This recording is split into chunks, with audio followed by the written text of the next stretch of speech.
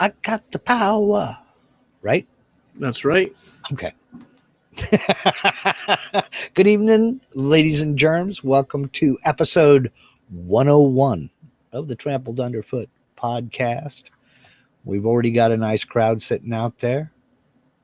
Glad to see our buddy Steve Nealon back. Hope all is doing well. Hope you're feeling better. Hope that things are going the way they're supposed to go. And for those of you who are so inclined, there's a link down in the description of this video here on YouTube for a GoFundMe that we have a good friend of ours, David Jones, has put together. And to kind of help out with a little bit of medical expenses and help Steve's better half, Pam, kind of hold the family together while he is not able to produce an income. We won't get into the nitty-gritty details. Let's just say that he's going to be down for a little while. So there is a link down in the description box, and if you have a few bucks you can kick in, I would take that as a personal favor and say thank you very much, and I know it would be gratefully accepted. So other than that, what's shaking, Eloy? Oh, nothing much. Hey, Steve. Hey, everybody. Yeah, this is episode 101. So basically, you know, we wrote it Homeroom 101. I remembered, 101, Homeroom 101. I remember that from junior high. Did they actually call it Room 101? Yeah. Homeroom. Here they called it, what do you have for 101? For homeroom. Okay. It's been so, was it Homeroom 101 or just, isn't it Homeroom 101? I don't know. Whatever. Homeroom. Okay, because there is a reference there, Room 101. Do you know where that came from? And it's kind of a dark and ominous reference. For me, 101 is the first class that you had where all the kids would get together in preparation for all the other classes, is how we did it in junior high. Okay, yeah, that was our homeroom as well. They took the roll and did all that stuff and made any announcements there and what have you. Yeah. Had just some general instructions and what have you. And that was homeroom for us. Yeah. But Room 101 comes straight out of George Orwell's 1984. Room 101 was the torture chamber where you were broken down to nothing and then retrained in the image of Big Brother. So Room 101 has always had an ominous connotation. Thank you. I couldn't think of the word. Because if you got sent to Room 101, the chances were good you weren't coming out. Wow. So it was it just kind of struck me funny that they would call it Room 101. What? Holy cow. They didn't call it 101 over there at your... No, we called it homeroom. Now, 101 was the very first lowest level college course you could take. It was almost a refresher course. So if you took Math 101, you were entry level. Yeah, well, so I do recall that our homeroom, it was on the second floor in our junior high. And it was funny because we'd all meet up, like you said, there. I haven't really thought of this for a while, but for some reason it just came to me, and I wrote it as the title, as a placeholder. We're liable to change the title depending on what the heck we talk about. But I do remember that we gather there and stuff. I remember in junior high when we first started, though, it is a funny thing, but as kids, there was a girl that I never said one word to her, and she never said one word to me. But before getting into class, she'd be leaning up against the wall, and I'd walk by, and she looked at me, and I looked at her, and we just would smooch before the start of class, and not said a damn word to each other. And this was on a constant basis during junior high. And just a quick kiss before class, huh? an extended moment. Wow. and I just go into class and like, so it's like, you know how, well, I don't even know how to explain it other than I don't know how you would either. it was just a girl that would say that she'd be standing there, she'd be looking at me, and I'd walk up to her. I don't even remember why I walk up to her. I don't even remember what the hell, but we'd end up kissing against the wall in the hallway all the time in the beginning of the day. And I'd walk into class and not even understanding, I mean, other than I kissed a girl, that's awesome, and it was on a continual basis. I'm sure that the other kids would have thought that we were boyfriend and girlfriend or something. I don't even know how you could even work that out at that age, but or what the heck it means or anything, but the kissing part. So it was a funny thing without even saying a word. Yeah, I remember that so well. It was incredible. Do you remember her name? I never talked to her. She never talked to me. You never heard her answer a roll call in class or anything like that? We weren't in the same homeroom. Oh. And so I never heard her voice. But I knew her tonsils. Things just get curiouser and curiouser here. Well, it's a funny thing because I don't know, because you're a little kid and stuff, and and so I mean, it's a weird thing. So in the year before that, mm-hmm. all throughout like elementary school, I think I've told you this before. Have I? I don't know. Depends on what the story is. So one day, a girl picked me out mm-hmm. in junior high. She had bubble gum in her mouth, and she kissed me. Mm-hmm. And then every day, I'd be on. I'm not even thinking in those terms, but she kept coming up to me, and we started kissing. I remember it so well. And then it happened that I think that looking back, I don't know, but looking back, the word got around with the other girls. Uh-huh. And one day, I think it was, we were in the same class all day long in that era. And one day, as we were getting ready, we'd form a line to go out to the cafeteria. And I'd always stand in the back. I wasn't one of those kids that was like the first in line and the first in the, never. I was always all the way to the back in everything because I didn't want the attention. And one day a girl, pretty girl, stayed back and she stood in front of me so that she would get a kiss as well. Oh, geez. And that happened in a few, like, so I don't know if word got around, and I'm completely oblivious other than I'm just kissing a girl. And I said, oh, this is what you do. You kiss. I mean, I liked it, but I wasn't aware. You know what I'm saying? I don't know how to explain it. I wasn't, it's not like, okay, and what's next? Hey, I'm like, okay, I kissed a girl. That's great. So this must have been like the first year of junior high then. Well, this was back in elementary school, and the girl that I never talked to was in junior high. Junior high. Okay. That because see, I thought you went to a private school. Yeah, I did. So what happened was my first school, I guess you'd say it's kindergarten, yeah. But I guess that's like where you're learning to get along with people or with other, whatever the case, and you write like the big letters. R, is this good, teach? R, A. And that was my first, and I was little. And after I finished that, they put me in a Catholic school called Conchita Espinosa Academy. And it was an old Catholic private school that was brought from Cuba, or at least the people that had it in Cuba. It was like a long-standing, formed it here in Miami. And I went to the first one in basically Miami, like the core Miami, downtown Miami, or the outskirts of, which you could call it Little Havana. because that's where all the first, exiles came and settled and this and that.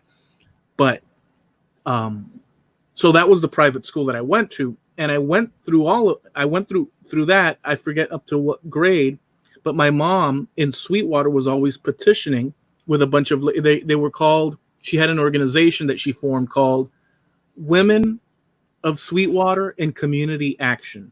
Okay. And what they did was they petitioned this one-horse town, which is literally what it was. I'd go to the city to go to school and this and that, but I'd come home and it was really a small town. It was a small town is what this was. And they petitioned the government little by little, and we don't have a school here for our kids. They have to be bused far away. And I'm assuming that my parents were paying big bucks to send me to a private school. Yeah, private schools are not free. They're not cheap. And by the way, I wish I would have stayed in the private school because it was the care. I don't know that that's the case with all of them, but I suspect that for the larger part, the care that each student receives in a private school and the attention and the formalities. And I know it was Catholic, but it's not like they were shoving religion down your throat. Really, it was just Catholic based. The classes, everything was so organized and structured, and the kids, for the most part, were quite respectable. Because if you care enough to send your kids to a private school, more than probable, maybe not in all cases, other kids, their parents kind of care about, obviously because they can do it. They send them there, and so there's a like-minded sort of level of a certain sort of dignity. When I went into the public school, even though it was a brand new school, this and that, the kids that went in there, man, I started getting into fights, just everything bad. A lot of that is because the kids in a private school have to be more well-behaved, because if not, you get kicked out. It's easy to kick a kid out of a private school. It's not easy to remove a kid from a public school. Yeah. Yeah. So there's a lot of that involved. So that was basically your elementary school. You went to the private school and then eventually to the public school. Okay. Right. Because I was just, I had a mental picture in my mind of you snogging in the hallway there with the girl you don't even know her name. And here comes, Sister Mary Butch with a yardstick instead of a ruler. Get away from her! That kind of thing. We'd see the nuns we'd see them walking around. And remember, it's kind of hazy for me because I was very little, but we'd see the nuns darting around, and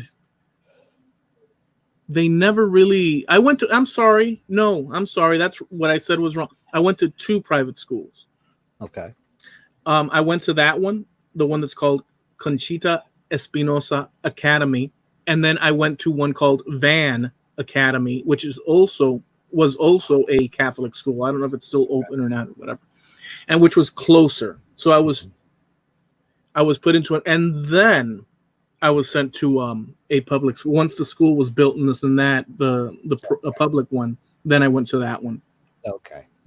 So I actually went to 2, and I do remember the second one as well, taking music class and all sorts of, and the care, even though it was a different private school, the care and attention. Yeah. I'm sorry, man. I don't know what it is like nowadays, but as far as molding a person in a very dignified, a kid in a very dignified, respectful way, and it might be different. Public schools might be different in smaller towns, where there's more of that. But when you come into a sort of metropolitan area and you're put into a public school, you have all sorts of different levels of kids from homes that are treated from decently to excellent to really crappy. And the little crappy treated kids are the ones that will show signs of reaction in school and cause mayhem. And if you're someone like me, that I'm rebellious actually by nature, not aggressive, but rebellious and I have my own mind and stuff. And Sure. I like to question things. And once you connect with kids that are rebellious for another reason, well, you Oh yeah. you start going down a different, path. And so and plus there's hormones as you get older, and the whole Oh yeah. Been there, done that. Got the T-shirt. But it's interesting because of the juxtaposition. Because there are several, I'm going to say, cultural differences there. Because I'm not Catholic, so you were brought up in that environment and went to school in that environment. Now, did they speak English, Spanish, or a combination? no, in school, even though this was a school, the original one, this was a school that came from, originated in Cuba. You have to Right. understand that well, it was reestablished in the United States. Right. And even though this is Miami, and you would, and the Latin influence or whatever, it was all in English. Okay. And everybody spoke English Okay. fluently, completely. Okay. But there were, I guess, other classes. I don't remember them, but there were other classes such as Spanish, French, as you went Oh, on, like electives or right. whatever. Oh, okay. But Okay. initially, I don't remember taking anything other than Okay. English. Well, see, I didn't know if because as you said, the history of the school was they brought it over from Cuba to America. So I didn't know if maybe the sisters spoke Spanish, or if they were learning English, or if the instruction was done in Spanish or English, or a combination of the two, or or By what the have you. time, by the time I am born, you have had generations of Cubans living in America, even prior to Castro, because Florida.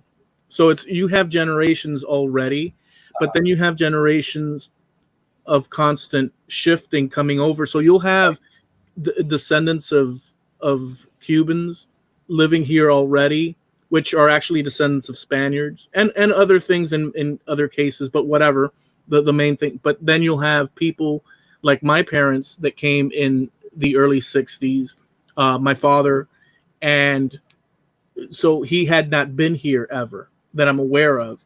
And so he had to learn all those things. So Right. the English and so on. But yeah, they spoke English, and it was the main thing that we were taught, the teachers and so on. I don't know if the nuns, they had to have spoken Spanish, I would assume, but I don't remember it.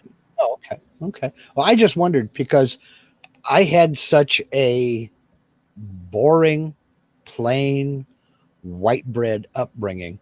I mean, it's pitiful. It really is. So, and I know Miami has kind of a separate, distinct culture Yeah. versus, and it's definitely different from Southern Oregon, even the Bay Area, because we moved from Southern Oregon to the Bay Area when I was 5. So I had my kindergarten up here. Then I started first grade down there. So being brought up in the San Francisco Bay Area, it was the big city. It was nothing but big city. And you're right, you don't get the attention that maybe you would in a smaller town. Because, for instance, I don't remember ever seeing any of my teachers outside of school. I know some of them lived in different towns across the bay from us, but I never bumped into a teacher just out at a store or getting gas or something like that. But we move up here. We came back up here when I was a sophomore in high school. And this is such a small town, you see them all over the place. So that was a weird, kind of an interesting little twist there that I hadn't counted on. The town is so small that school is one thing, but you constantly run into principals and teachers and everything else off campus, just on your own time, what have you. So you had to kind of behave a certain way all the time because you never know who was watching. Yeah. Where the big city down there, you didn't have that. So Yeah. I don't know. It was just a quick observation that I mean, it's not a big. I mean, remember, Cubans are a European community. Hmm. You know, they're basically a European community. So there's not so it's not like that different, but it is different in that you have, you know, all the Latin influence and this and that. But as far as what they teach us and this and that, it all was. Well, I assume I wouldn't know other than, but they taught us the curriculum of all the basic things like the history of America and math and this and that. But and as a kid, you don't even realize, you know what exactly community you don't. You just know that you're in school and stuff. You don't know any variations of people from other parts and stuff. You just have no freaking idea. Well, you know? But you're also a product of your environment. So there are certain things that are normal to you that would be foreign to me. Like you and I were talking about it the other day in a hangout. You were talking about going down and getting something to eat, and how this one place they cooked the plantains just right because they were the right thickness and it kind of caramelized. I've never had a plantain in my life and wouldn't know where to go to get any. But that's just one, infinitesimal example of it's a different culture there than it is out here. And mine is boring to me and yours seems interesting and exciting. So that's where I was going with that. It's a weird, I guess I see that because when I speak with my cousin, so you know that we've talked about it before, these are people that never left Spain, right? When I talk to her about this kind of issue of cuisine, as an example, even though there are shared dishes that were brought over by the original Spaniards and this and that were brought over, but once it got to the Caribbean, if you have plantains like trees, and if you have instead of potato, so they do potato over there. In Cuba, they did potato, but there was an alternative called the yuca. And so all of a sudden you have a Spanish dish plus yuca instead of potato. Okay, and so it's kind of like what would you call, like a mutation? It continues to adapt to whatever region stuff. So I guess if you were living here, it would be very much like, whoa, what the hell? And there's also other things too. Like if you drive up and down Miami, you will see Spanish, like the businesses, as much as you'll see in English. You'll see so it's a bilingual. It's a very, I guess it is strange if you go somewhere else and you're coming from somewhere. It's a totally bilingual scenario. I don't see it as strange. I see it as unique and different, and and not in a bad way. Not in a bad way at all. In fact, I think it's kind of cool, which is why I've never really given a whole heck of a lot of thought to an official language. I mean, there are certain places you go if you want out here. There are certain places you go if you want real good Mexican food, and you're going to read menus in Spanish. You are going to get used to dealing in Spanish a little bit. I don't speak Spanish well at all, but I can feed myself, and that's all that's important to me right now. But but just being around that all the time, I mean, that's great. That's part of the fun of life, is exploring that kind of thing and having that kind of an experience. I mean, we did that the whole time we lived in Germany, because we were out on the economy. We didn't stay in the little U.S. Army enclaves that are all over the place. We were out on the economy, and we had to learn how to at least read German to get by. And there were a few places that tried to cater to Americans, so certain things would be in English and other things would be in German. Yeah. So that was fun for us, to explore and see new things, experience new things. We like to go where the tourists weren't, because you saw the real deal there. Yeah. And Oh, go Yeah. ahead. Go ahead. No, I was just going to say, and that's new and exciting for us. It's good, and I totally agree. But at the same time, it's a weird thing. I'll tell you what is a weird thing. So, you know, we do have here, and we've mentioned it before, so many people that Mhm. that arrive or have arrived, Mhm.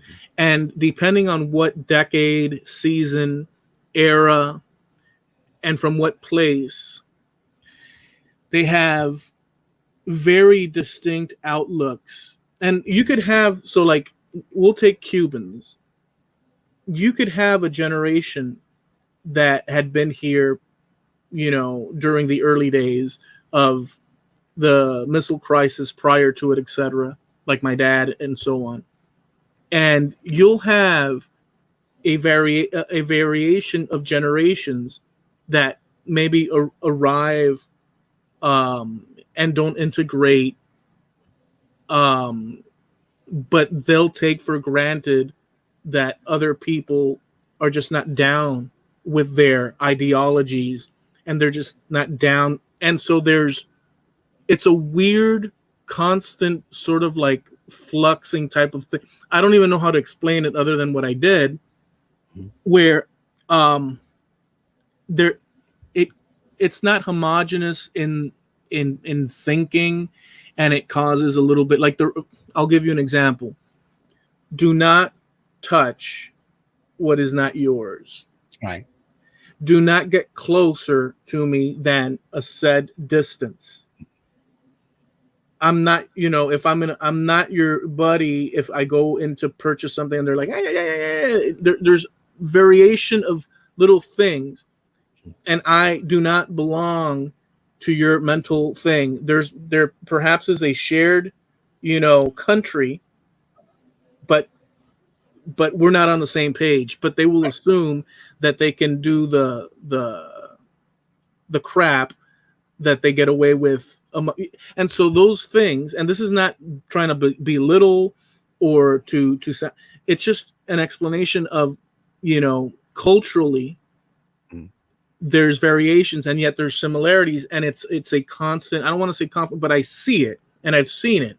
You know, um, an older dude, he's a despicable, terrible type of a human being. That's always the type of person that you would not. It's just horrible type of person. One time, he's a neighbor. One time, he says, I don't know if he was drunk. I don't know what the hell his problem was. This is an older guy. And he says, oh, you think you're smarter than me, don't you? I said, what? And I was just going to my car to get something, this and that. He was sitting out there. Yeah, you think you're smart because you can speak English, right? I said, what? I said, listen, I don't know what you're talking about. Are you drunk? Have I even, that kind of so as an example, a Mhm. little example. So there's different levels and different perceptions and different, and People are people. it's an annoying, right, right. But so this thing where it's interesting, and within that, Mhm. there's also idiocy and assumptions, Sure. and and all that. So there is that side to it, but on the other side of it, I mean, But I there's think there's a lot of people. I think a lot of that has to do with it being a big city. I really do. I think a lot of that has to be because when you force that many people into that small of an area, and I use the word force, maybe that's wrong, but when you have that many people in that close a proximity with one another, it does get on your nerves. You may not think it does, but you're on defense all the time because it, as you said, you don't touch what isn't yours. You don't touch me. You stay back a respectful distance. That's not even something I consider. I don't even think in those terms here because we're not on defense. We don't have to put the shields up when we go outside. No, but hold on though. But when someone over there in your neck of the woods, when you have a conversation with someone, Mhm.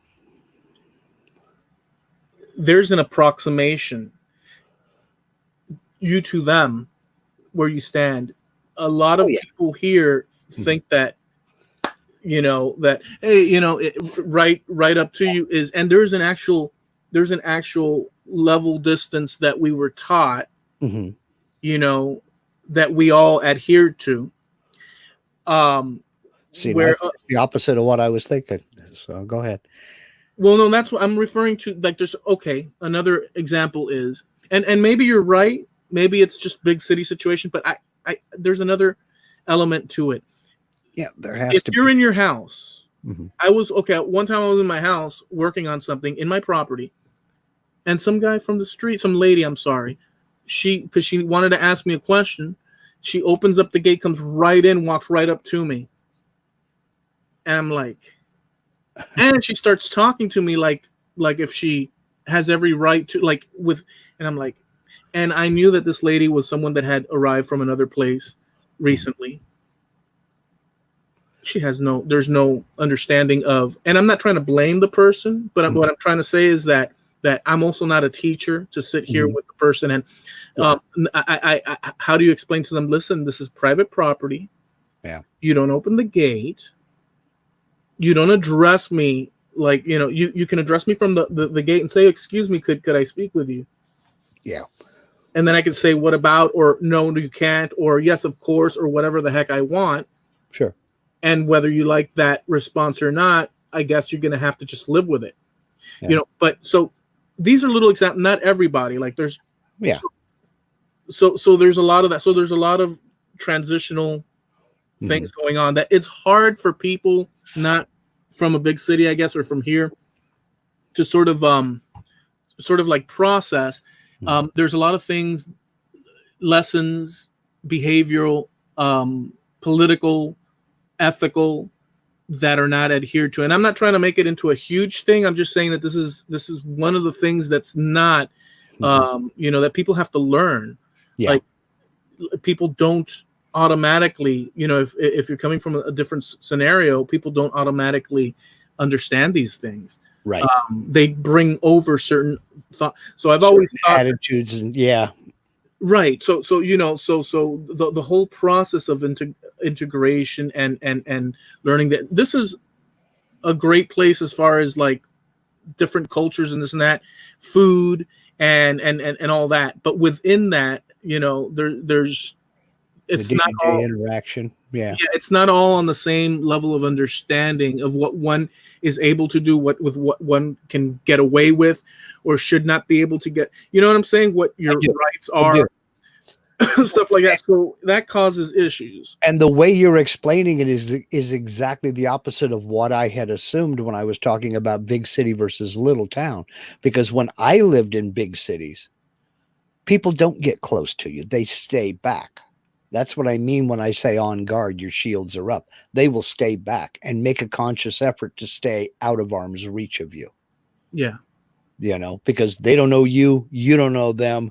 Everybody's on guard. So for somebody to get up real close to you, that is totally the opposite of anything I've ever seen like that. I don't know. And maybe, is that a cultural thing? I don't know. I think some cultures. I think so. Like when I go to the supermarket, not everybody. And by the way, this is not most people not, but there's enough that it's noticeable. So most people not. Okay. But like when you go to the supermarket, it's not unheard of at all for you to have someone in line, you're in line and the person right behind you. Like I'll get to line and I'll leave a space apart from my cart and room for the person if they want to back their butt back and forward or move side to side or where the heck. I give them a quadrant of area so that I am not imposing upon them. Right. But more often than, or I don't want to say more often than not, but enough, I'll have someone where if I just like stretch a little bit and I know I'm a little bit fatter than I should be, but my butt isn't that big. If I move my butt back a little bit, I'll bump in, or they'll bump it with their front cart. Like they're right up on your stuff, man. And it's like, what the hell? Is that a defense thing, trying to make sure that nobody cuts in front of them? We're in the aisles where with the line where You already have like all your cookies and stuff. So there's no way of anybody breaking in. They're still up on your stuff. Wow. If they could park the cart over your back and you just bend over, they would do it, man. Wow. Yeah, so there's a little bit of that. Mm-hmm. But I don't want to give the wrong impression for people in the year 2099. Most people not. It's just that in a Miami scenario, you do have a lot of different cultures, literally different, and they're not the same. Yeah. And they're not the same generation to generation. It's very complicated, and they're not one better than the other. In my personal opinion, yes, there are better than others because I believe in a certain trajectory of leave me alone, of there's certain things, but they might not share that. But here in America, you kind of have to, there's certain things. So it's not that it's better, worse, this, and that, but people will not understand unless, and if they want to understand, you're talking about a bunch of cultures. They're not all the same. Mm-hmm. And generationally, they're not all the same. And it breeds conflicts that could be very simple and benign, but are noticeable and can be outrageous and conflict oriented to a larger degree. And that's one of those things about living in a bigger city that kind of, gets on your nerves and does keep you jittery and kind of does keep you a little bit more wound up than some place that's a lot more where people are more sparsely, they live further apart from one another and, more heavily distributed out in the hinterlands, I guess you would say. Because we don't have, we have several different cultures here as well, mainly from Central and South America coming up, from the South, but from all over. There are large Asian communities out here from, China, Vietnam, Cambodia, Laos. There are people from, good grief, all over the place out here. Yeah. And I don't know. I think that's kind of what keeps things fun and exciting. Well, we were talking the other night back on the subject of food, and I said something about this is the home of some of the and people in Texas are going to disagree, but well, this is the home of some of the greatest Mexican food you will ever eat. But the funny part of it is while some of these places are owned by people from Mexico, a good percentage of their employees are Hispanic, but not from Mexico. We have people from Guatemala, Honduras, Ecuador, or not Ecuador, El Salvador, from all over the place. And I was wondering about how come I've never seen a Guatemalan restaurant out here or a Honduran restaurant out here. Loads of Mexican restaurants. Tons of them. They don't have enough to service the area probably as far as that may be, but I would think that somebody would take the banner and go, wait a minute. There isn't a Guatemalan restaurant. Let's open one up and just see. There had to have been a first Thai restaurant. There had to have been a first Vietnamese restaurant. I'm wondering about why we're not seeing the Honduran or the. There had to be 500 million first Chinese restaurants. Yeah, well, because they're everywhere.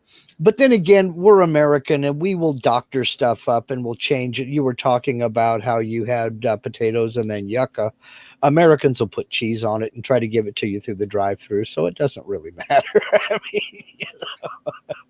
Well, that's the good thing. Well, see, a lot of people don't understand that bit of it too around the world. They. And it's easy to do America, all homogenous, one thought process, one, and then they say, oh, because Americans this, Americans that. When in reality, it's as diverse and wildly just all over the place than any place in Europe. You have a lot of different communities, man. It's comparable to Europe in a lot of ways. And I say this as a guy who has traveled Never been there. Never been there, but we have everybody from Europe here. Mm-hmm. Well, but you can go, for instance, you can within one day, you can drive from Germany to France to Belgium to Luxembourg to the Netherlands and back to Germany. You can make a small circle there in one day. And each one of those places is a separate language, culture, and outlook on life.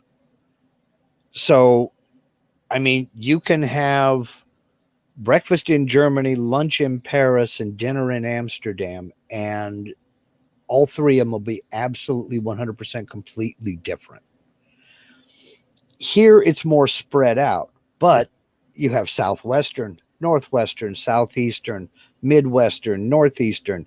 I mean, Vermont, New Hampshire, Maine, Massachusetts is completely different from Texas and New Mexico and Arizona. And they're as different as France is from the Netherlands. The only difference being they speak the same language.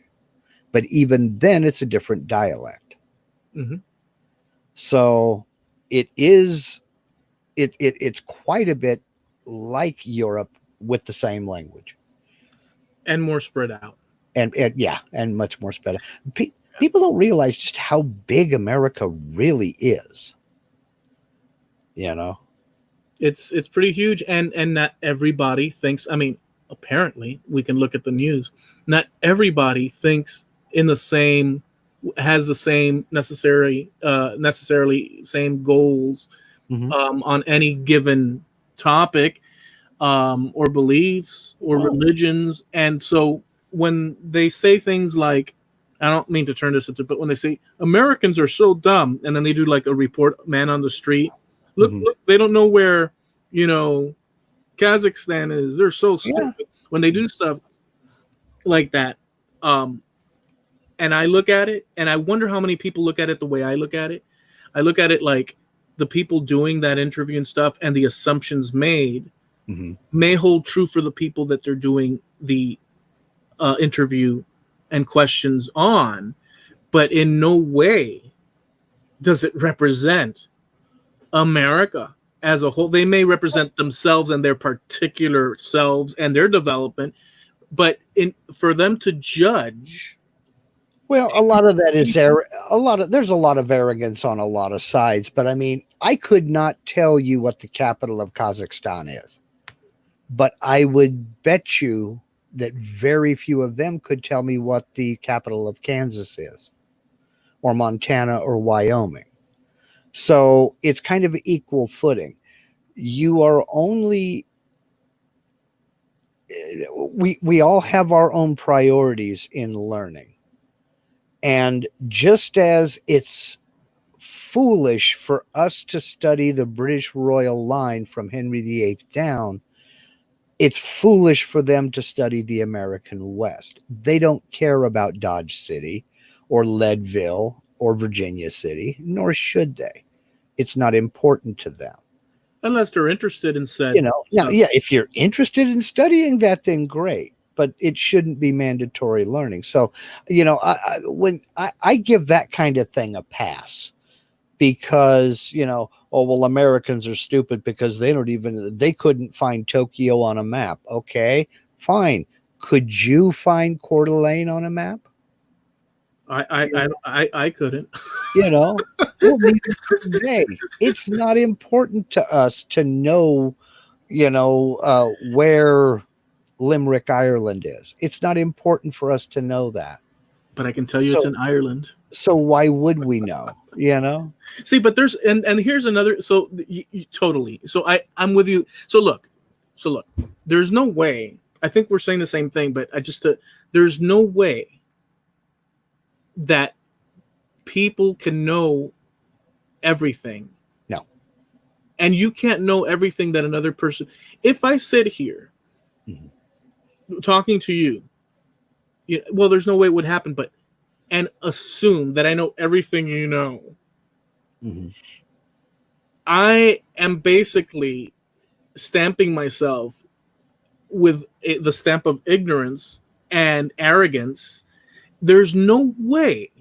I understand it, and I could use an example or any other person on this that I know. So it's you can always talk to someone, and if you talk to them, hear that they have a limited, say, language ability, you know, or culturally they seem a little bit like the light is dim, let's say. You could tell these things, but you don't know what they might know in other aspects, other things that you are oblivious to. So it's always, for me, it behooves me to always sort of, look at it in a very how could I say, even keeled sort of this person doesn't sound like they're that bright, but not judge, Yeah. Well, we all have our story. And especially when it comes to somebody who, like, English is a second language, because they're speaking English slowly doesn't mean they're stupid. Right. It does not have a thing to do with it. But also it's wrong to judge people based on your experience too. Yeah. And me, as a guy living mainly on the West Coast of the US, it's wrong for me to judge how somebody does their thing in Australia. I've never been there. I can't really look through my West Coast US eyes and say they're driving on the wrong side of the road. It works for them. What business is it of mine? Right. I mean, the imagine dumbasses. They're driving on the wrong side. Didn't they learn anything? I mean, but see, there's a little, so I guess the ability to not be empathic or sensitive to understanding variations can occur here in America as well as in Europe and all across the world. It depends on the person individually speaking. So I try to sort of think of it on now. That doesn't mean that I don't have like, if I'm talking to someone and I'm not getting anywhere and I'm like, I don't have time for your shit. Oh, sorry. I'm out the door. It doesn't mean that I won't do that.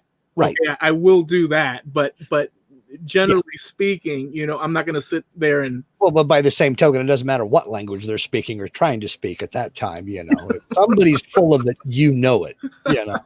Well, I mean, and it's like, okay, check, please. I'm out of here. So, but yeah, I don't know, man. People are people, folks are folks, and you really can't compare countries like that. You really can't, because the UK is as different from America as Southern Oregon is from Miami. So I can't say Miami's doing this wrong because they should do it this, and that. I don't live there. How the heck can I compare the two? And how can I pass judgment on anybody? Yeah, I mean, I can sort of talk about my area a little bit more specifically, like I have done, but I can't go and say, oh, well, over there in Oregon, you're doing this. I mean, I could say that if we're having an intelligent, with respect and stuff, but there is one exception to that rule. You can make as many jokes about Portland as you want. Everybody does, and you're welcome to. We invite it. We need new material. Hey, not for nothing, but what does didn't they take down a moose? Why a moose? No, an elk. It was an elk. An elk. But yeah, stuff like Didn't that. Nature is racist, man. I mean, I mean, it's like, wow. I know. But some people, but see, here's the thing. Some people are totally thinking that is completely reasonable, and it's an advance for whatever the heck our cause is. There is no cause. It's just wanton destruction. It's a temper tantrum. It's a tizzy fit. I will tell you this, though, amongst everything we're talking about right now, the one thing that I must hold on to amongst all these cultural things and this and that. But the one little caveat, the little bit that it to me is essential, is the respect for private property. Yeah, I'm with you there. And that includes your person, hands-on, trying to damage. It includes all aspects. Wow. You have to be secure in your things and be able to reject or push back in order to return your safety, the safety of your things and your person and your loved ones. That little morsel has to, for me, exist today, here, there, everywhere. And it all comes back to those simple rules of life that we all were supposed to have been taught when we were 3 and 4 years old. Keep your hands to yourself, leave other people's things alone, be nice to people, and mind your own business. Yeah, that's the so all the cultural things, variations, rest to me are fine, but that little piece must be kept together, integral in interactions amongst whatever other people, their cultures, whatever. It doesn't even have to be someone else's private property. It could be the lamp post out here, the street light out in the middle of, or not, well, on the edge of the sidewalk out here in the cul-de-sac. It's not mine. Leave it alone. Yeah. The elk downtown in the park. It's not mine. Leave it alone. Yes. It doesn't belong to you. It's not yours to do with it as you wish. Yeah, I don't know if I don't know if in my brain it would ever. That elk down there on Main Street? Yeah, what about it? That freaking elk's got to come down. Yeah, although I know what you're. Although I do have to say, we have a park down here downtown, Alba Park, and there's a cannon there. Ever since I was knee high to a grasshopper, I've wanted to fire that thing. I wonder if I could somehow, just put a powder charge in it and touch that sucker off. It would probably still work. It's right across from City Hall too, so it would scare a few folks. But it's probably full of cement. I don't know. I don't think I've gotten out of the car to walk up to it ever. But it's been there forever. Wow. So, that would be. Yeah, that would make the news. Well, hey, what a way to go out with a bang, let's say. Yeah, well, literally and figuratively. So nothing, for the most part, there are cultural variations. And again, I did in the beginning harp on it, but I've seen so many bad intentions, man, that, like people with just the most nasty actions, and like I've tried. Look, I am not necessarily I don't want to. It's easy for me to say, oh, I'm a good person. No, I don't say that. I am capable of everything that humans are capable of. I think we all are capable of the most extreme things, hurting others, beating, anger. Oh, I'm angry, so I will pound you to the ground. And I'm, but what makes us, I guess, civilized and humans is that as we grow, our parents teach us, son, sweetheart, daughter, whatever, this is how you comport yourself and stuff, and, a balance in life. But we have anger. We have all these things. But I've been angry before, but I've never thought, oh, I've never taken action. But I have thought sometimes, man, that person needs a slap upside the head. But I've never gone through with it really for the most part. Well, for the most part, unless I've been aggressed against, I keep my hands to myself, man. Well, and that's the way you were taught. It's the way you were taught. I mean, I look at how people treat each other nowadays, and my parents would go absolutely nuts if I even thought some of the things that I see kids saying to their parents on a daily basis. I mean, if my mother thought I could put those words together in my head, that would be all for me, man. I would be in so much trouble. It wouldn't even, I wouldn't even have to say the words and I'd be in trouble. But I think part of what we're seeing out here is the result of the breakdown of, I'm not going to say the breakdown of the family, but taking the emphasis off of raising our kids the right way. I don't mean being strict or being stern or what have you, but if we have a crisis in this country, it is a discipline crisis, in that we have two generations that have grown up thinking that the way you get what you want is to scream, yell, and throw a fit. I tried that a lot, by the way. And every kid did. It worked once or twice when I was forced to use a calmer, I'd like this, and worked up to it, and maybe I got that toy after a long, so there were times where that could have, but as far as all out, like, that never worked. So no. My father would flat out tell me, I'll give you something to yell about. Mom, I need that super 5 foot tall stormtrooper from Star Wars Episode 19. I need it now. If not, I'm gonna die. Then get out and work for it. And that was something else that I, that was part of my upbringing. Save up for it. Yeah. Save up for it. I mean, I got an allowance. I had my certain jobs. And then I would make a deal with my mother and father to do additional jobs for a little bit more money if I wanted something, or if I wanted to go somewhere. If an event was coming up that I needed $10 for and I only had $5, there had to be another $5 worth of work around the house. And Dad would be like, yeah, sure. Okay, fine. He'd give me extra work to do, and he'd gladly pay me a couple of bucks to do it. Dude, but I was taught to work for it. I'll tell you what, now that you mention all that, I as a kid, I didn't get an allowance.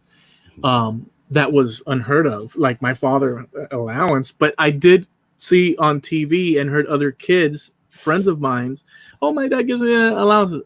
Well, tell me more. Yeah. But I would go to him and say, Dad, can I have $1 or whatever the case? Because he knew exactly. The point was I'd get $1 and I'd run 2 blocks down to 109th to the little candy store. There was this big old guy sitting behind the counter. It was full of candies and sodas and ice cream. And I'd run over there and get my favorite treats and this and that. And I'd say, Dad, could I have it? And he'd more often than not give me something. But he would come, son, mow the lawn. And go. He'd say, here's some money, go get gas, whatever's left over you can have, and mow the lawn and stuff like that. And I do that and I get some money and stuff, but I didn't have the allowance and I worked for it. I heard about it, like I told you, and I said, oh, is it time, my age right now for the allowance? So I came in and said, allowances, and they're like, no, I'm sorry, that don't work. Well, now you got to remember, I was about 10, 11, and I was thinking $2-3 a week, because I approached my parents about an allowance. And my dad said, well, let's that's hilarious. About it. You know how hilarious that is, right? Like, think about it. Here you come. And I would have been fine with like $3 a week or something like that. Now you got to remember, I'm 10 or 11, so we're looking at 70, 71, 72, somewhere in that neighborhood. Yeah. And I would have been fine with $2 or $3. So I talked to my dad about it, and I said, well, let me talk to your mother about it. The next day he comes up and he says, okay, you're about the right age. You're ready to start doing stuff around the house. You're ready to start working for it. Your mom and I have decided that, Mark, you're going to mow the front and back yards and rake them, sweep off the sidewalks, and sweep down the driveway. and that's $5 a week. And I heard $5 a week, and my eyes lit up, dude. And I could see on my dad's face, well, I screwed up. I came in too high. That's hilarious, dude. But I was right there. Now, we had big yards. We had the house where we had this discussion was a normal, about a third of an acre city lot. So I was 10 or 11. We had a small front yard, but we had a big backyard with 11 fruit trees. Nice. So we had a ton of grass in the backyard, and that took a while. And every Saturday I was out there mowing and raking and bagging it all up and getting everything put away, and then sweeping down the driveway and the sidewalks and all that other good stuff. And then I would get my allowance, and off I'd go do whatever it was. Awesome. I never got a raise. I always got $5 a week. And that was until I was 16 and got a job. I got my driver's license and I got a job the same week. And the allowance thing kind of went out the window. I still mowed the lawn, and Pop still threw me $5, but I didn't care about that $5 anymore. You know, it went in the gas tank. But if I wanted something more than that, I had to work for it. You know, I could clean out the garage for $10. That was the big one. Clean the garage for $10. Nice. But I saved that for cases where, like, if I wanted to take a girl out or something like that. Dude, I always had problems with the lawnmower. My dad had called, Dad, the lawn. Like one time I went and pulled the whole freaking rope right out of the thing, and I'm holding it. And I said, Dad, like I looked at it and said, oh crap. I didn't know. You know, my dad came out and he said, you're pulling a little bit too hard, son. And then stuff like that. But this is, I keep talking about how I'm Scottish, so that's what makes me cheap. This is where I got it from. This is my father. We finally moved into a house instead of an apartment, and we had lawns to mow. There was, you know, my dad decided, well, then we need a lawnmower. So we packed up the whole family and we made a day of it. We went down to the San Jose flea market, which at the time advertised itself as the largest flea market in the world. Yeah. And this thing is huge. It covers acres. And I mean like 10, 15 acres. And it's people out there selling all their stuff. Now there are some permanent buildings in the middle where folks have set up shop. And they sell out of these little, it almost looks like a storage unit with roll-up doors and what have you. But out amongst most of the property, it's just folks with a pickup, got a bunch of stuff and set it out there, and they're trying to sell off their stuff. We went to the San Jose flea market, and he found a $5 lawnmower, and he bought that lawnmower. And when it broke, he put it in the trash, went down to the San Jose flea market and bought another $5 lawnmower. I don't think he ever bought a lawnmower blade the entire time he was alive, because if the lawnmower broke, he found another cheap one to buy. And when that one died, he'd buy another cheap one. So, you know, I didn't have a brand new lawnmower until we were stationed in Georgia in the late 90s. And I went down and bought a self-propelled lawnmower at the PX, the Post Exchange there. That's the first brand new lawnmower I ever owned. And I was in my 30s. Talking about lawnmowers, I want a weed whacker that is battery, the DeWalt one that you hook up the what do you call it? The lithium. Oh yeah, the lithium ion batteries. Yeah. Yeah. Because I think that's perfect, man. I mean, you just go click, you don't have to worry about nothing. Well, I'm getting our yard set up, and I'm almost there. Last time I got out our weed eater and fired it up, it ran for about 5 minutes. And then I shut it down, put it away, and got out the lawnmower, because I don't have any grass up along fences or around sidewalks where I need it. Yeah. So, you know. My situation, I kind of do have a lot of little areas, and it's best for me to just use the weed whacker. Mm-hmm. Although back in the day, mm-hmm. you know, in the main house, you have the front yard, you have the outside, you have the back before my grandparents built this house. Mhm. And so you had a lot of yard. Like all of this was yard. Like where I'm sitting was yard, all of it. And it was a lot of, I mean, for me, it was a lot of cutting grass, and I remember sometimes it'd get really high and I just ram that freaking lawnmower right into the tall grass and just all but it was good stuff. Now thinking, I haven't thought of that in such a long time, but yeah, there, I mean, there it is, those little things teach you to Yeah. buy, negotiate, let's say, and all that. I pushed our lawnmower around and cut neighbors' yards for $1 here and $1 there until I was 13 years old, 14 years old. It just whenever I needed a little bit of extra money, there was always something somebody needed to have done. I got a bunch of bicycle parts from a neighbor 2 doors down from us at one house. I traded him 3 weeks of lawn mowing for those bike parts because I didn't have the money. Nice. And he was more than happy to do it. I front and backyard raked the whole thing, took all the grass clippings away, and that's something else. We didn't have a weed eater. I started doing this. There was no such thing as a weed eater. So when you're clipping grass around, a sidewalk by a fence, you were out there with shears. Oh man. Clip, clip, clip, clip, clip, clip, clip. They don't. I don't even know if they sell grass shears anymore. Wow, dude, that's problematic. Oh yeah, and they didn't have Roundup now, did they? No, nope. There was no such thing, at least not for the general public. And if there was, I wouldn't have known how to use it.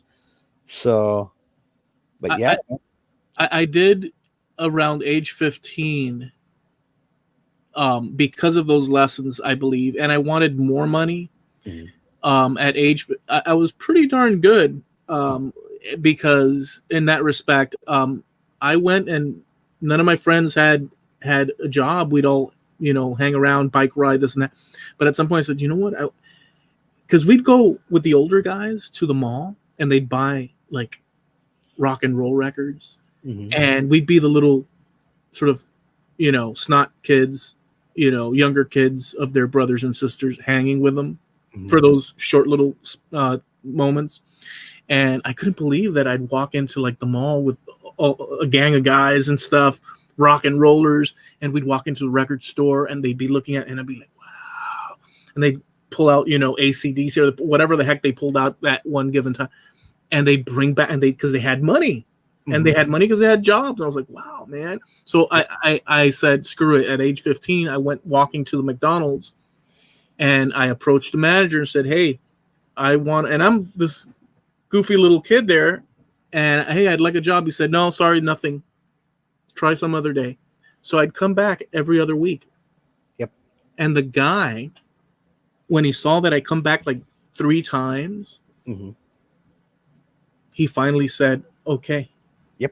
And see, that's the whole thing. Because I endeavored to, and sure enough, they put me. I worked everything in that McDonald's. It's still, it's revamped, but back then it was like old school McDonald's style. And so nothing. I worked there until I got a lead. I worked there for some time, and I was making bank, man. I mean, it was not. I think it was like $4. I think it was $4 for something that you'd get per hour back then, something like that. But for the time, I mean, at the end of the week, and you know what? One of the first things when I got my first check, I remember to this day, and I was never quite right with it, that it wasn't the exact amount that, you know what I'm saying? Because withholding for taxes. Right. Yeah. I was like, withholding.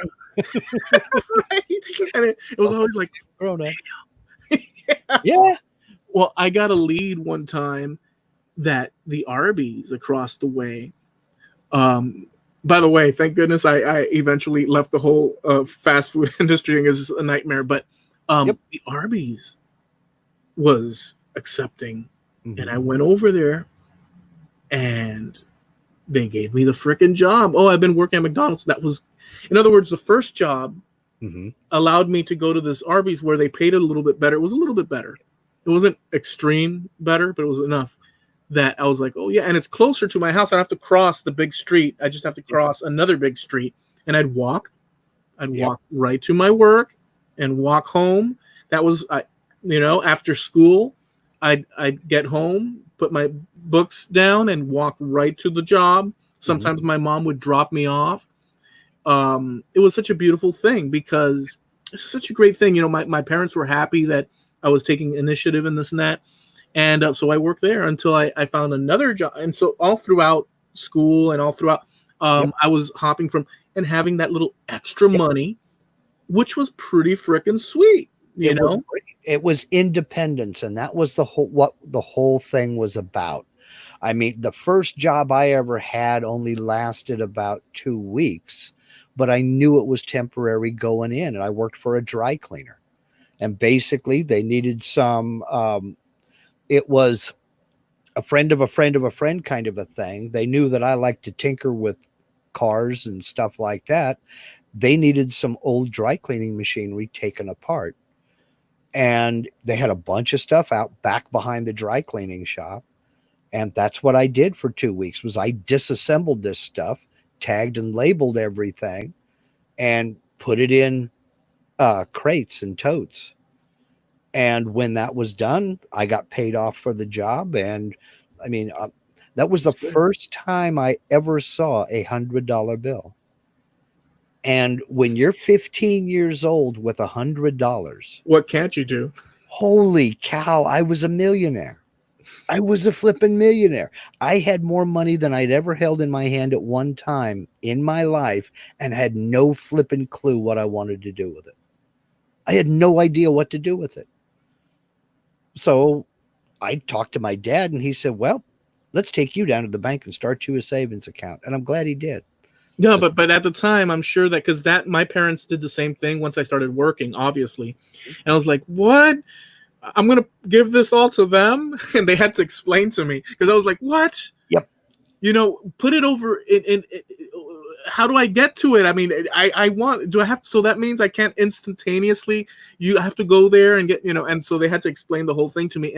But I wasn't quite, the whole, the whole idea, I was like a little bit like not happy with it, but it's the right thing to do. Well, I kept $10 out of it and put $90 in a savings account. Got this was back pre-ATM card, of course. You had a little passbook. You had your bank book with you. And then, they'd write it down for you and everything. Okay, you've got $90 in savings account. Great. And that was back when regular old passbook savings accounts were making 5% interest. And I thought that was cool. You're going to pay me to put my money in there? Yeah. Cool. So, yeah. Now thinking back on it, 5% of $90 is not a whole heck of a lot. But, the fact that, and that's what got me going into, okay, yeah, they're going to use my money for other things. So they're paying me to put my money there so they can use that money. But if I want it, I can go get some of it or Right. get it all. Okay, cool. I understand now. And so I still don't know what I ever did with all of that. I mean, it lasted about 6 months. Dude, I don't know what I did with all the money that I made when I was 15. I can't remember right now. I do remember going to the mall and buying a lot of music. I do remember that. And I do remember purchasing like guitar tab books. Mm-hmm. So, I still have them. One day I have to pull them out and dust them off.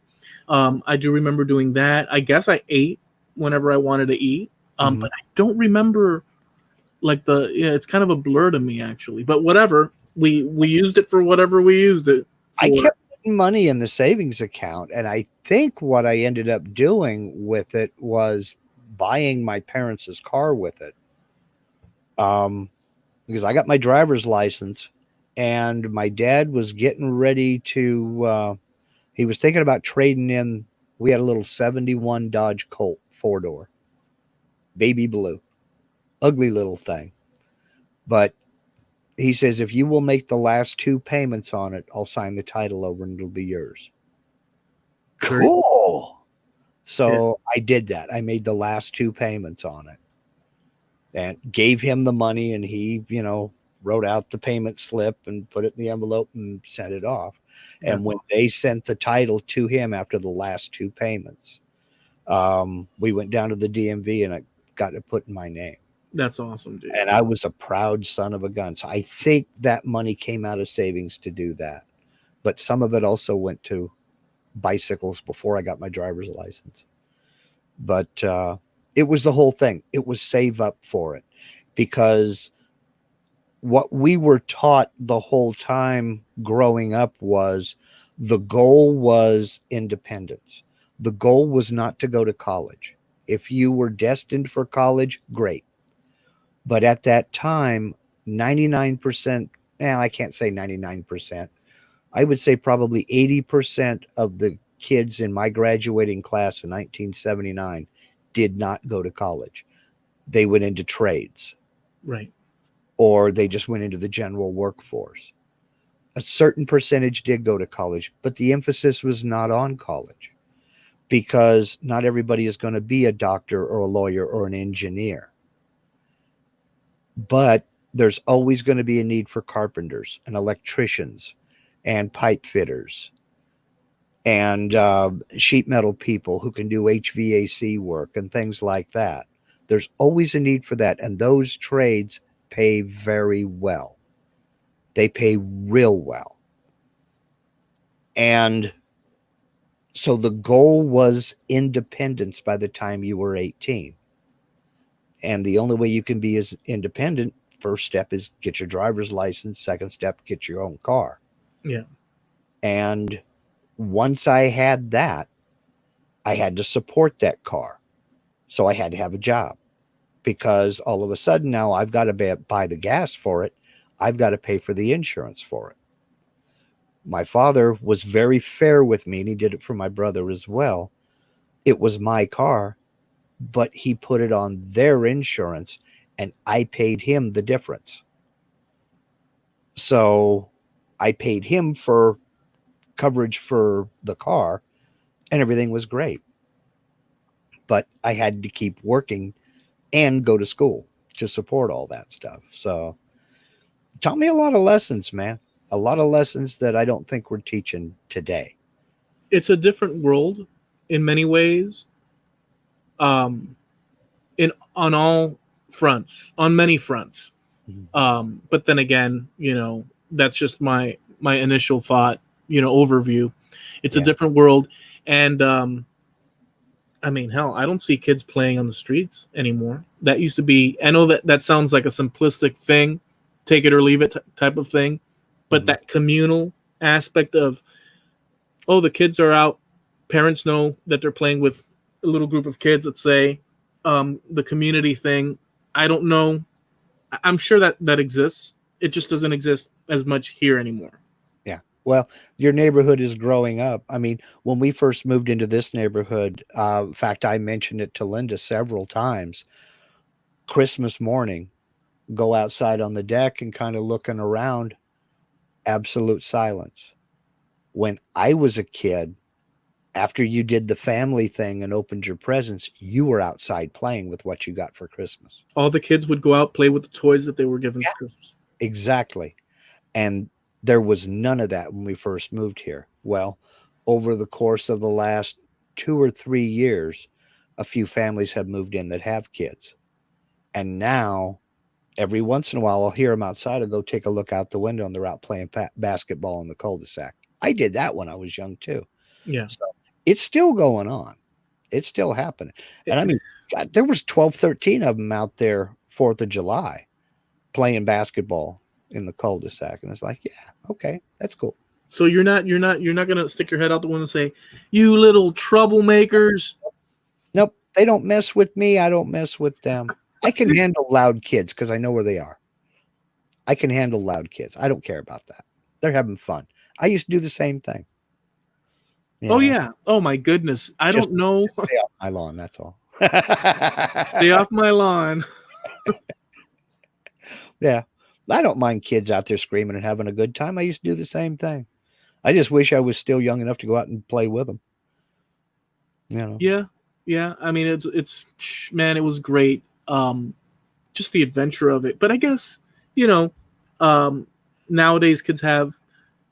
I mean, honestly, if I back then had like internet and video games at this level Mhm. of savagery, I don't know that I would have stepped a foot outdoors much. Because boy, Yeah. I mean, all the entertainment that you possibly could want, not physical, right? Like, so you need your exercise, which by the way, but man, video games are freaking insane now.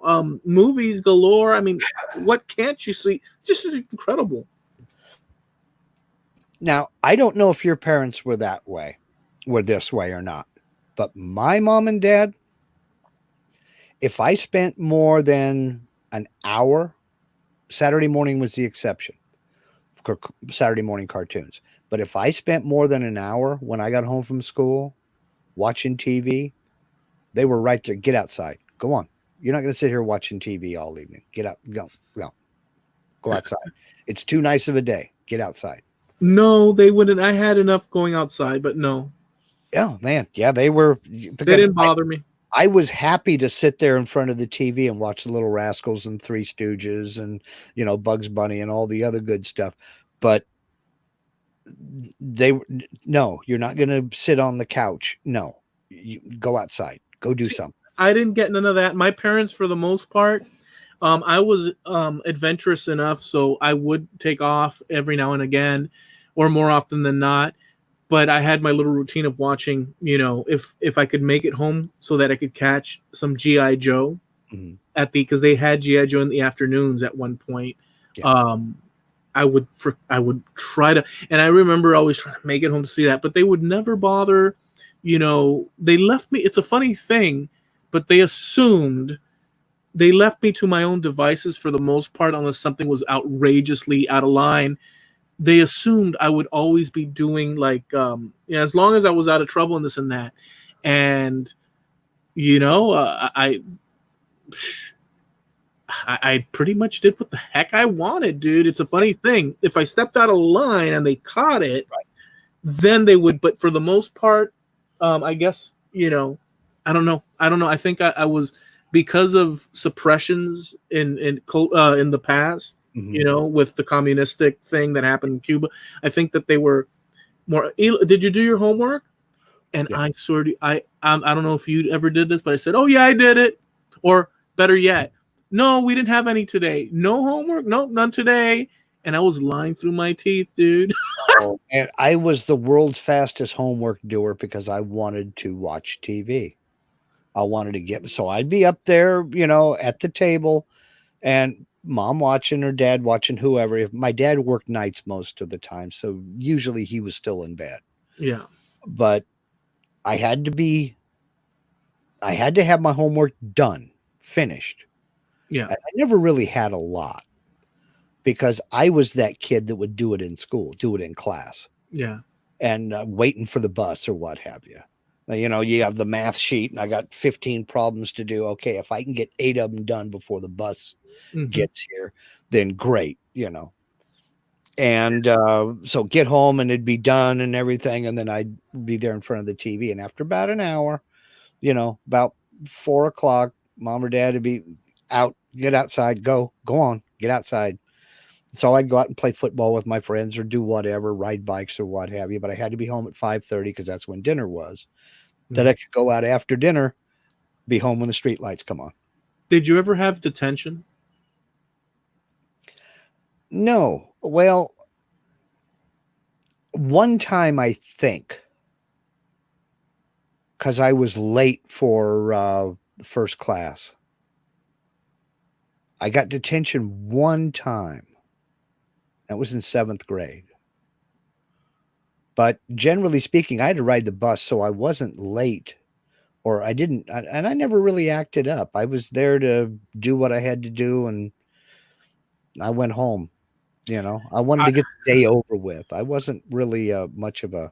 I got detention quite a bit for various reasons. One time, for some reason, and see, I've always had an issue with so I'll say it like this. So anytime back in the day a girl would raise her hand, teacher, I gotta go to school, I gotta go to the bathroom, they'd give her like the hall pass thing, and the girls would go. Anytime a kid, a boy would ask, it was iffy if they would allow it.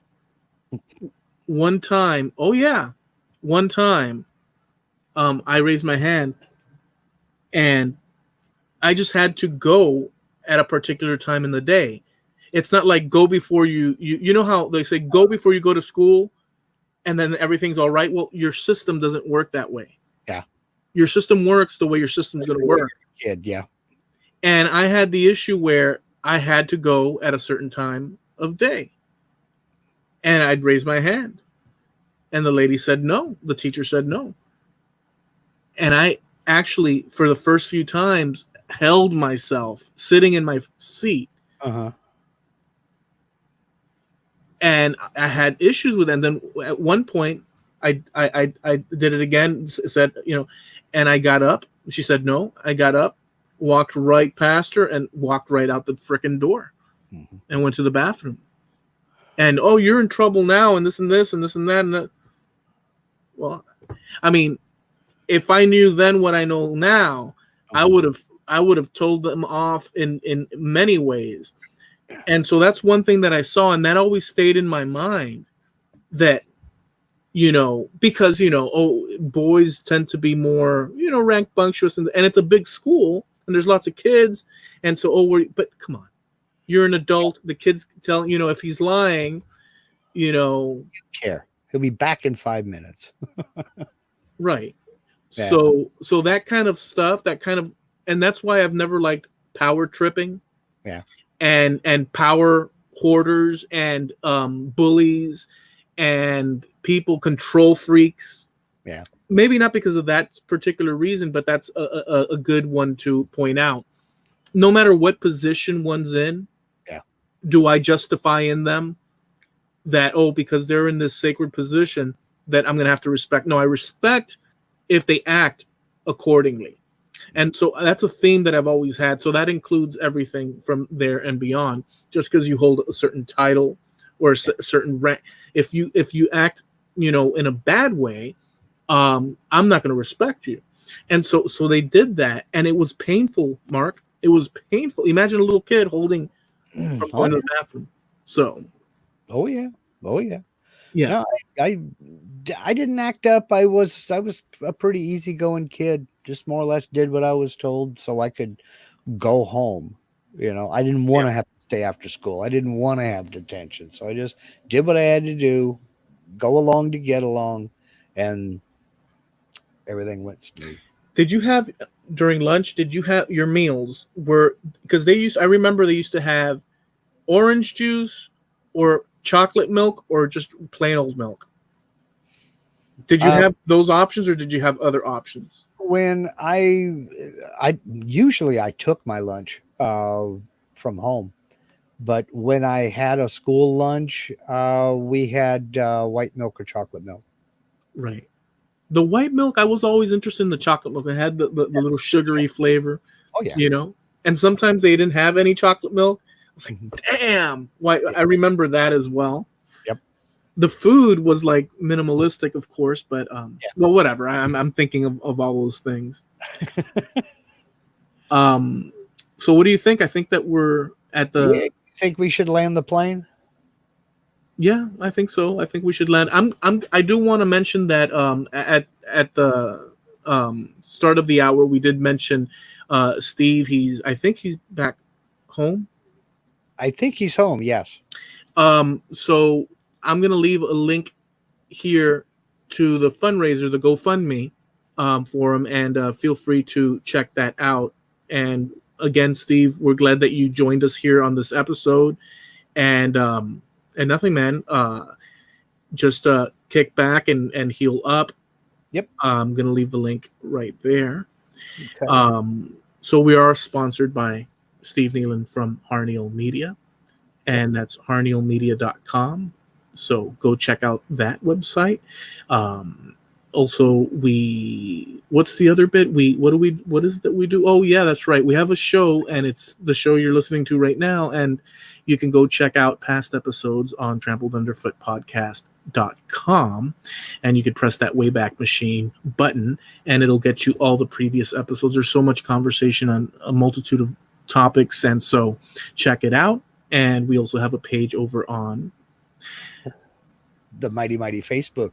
Yeah, you can come over there to Facebook and check out our recent post. Last week we did episode 100. It went live this morning on Spreaker and Apple Podcasts and all of your favorite podcast outlets. But last week for our 100th episode, Eloy and I both picked our top 10 favorite tunes to get us going, to just kick us into overdrive and make us feel good.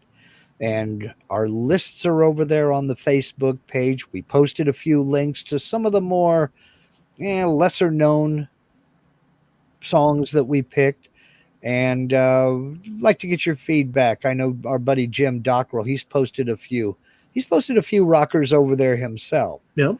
Over in the comment section. So feel free to come over there, give us a thumbs up, give us a like. Check out the page. We've got some good stuff over there that you won't get here on the podcast. It's Trampled Underfoot Podcast on Facebook. And we record these episodes every Tuesday night here on YouTube at 9:30 Eastern, 6:30 Pacific. So come on out here and be part of our semi-live audience and hoot and holler with us over here in the chat. I see y'all over there. And so that's Trampled Underfoot Podcast on YouTube. That's right. So we'll catch you guys next week, and we're out of here. Enjoy the rest. Have a good night.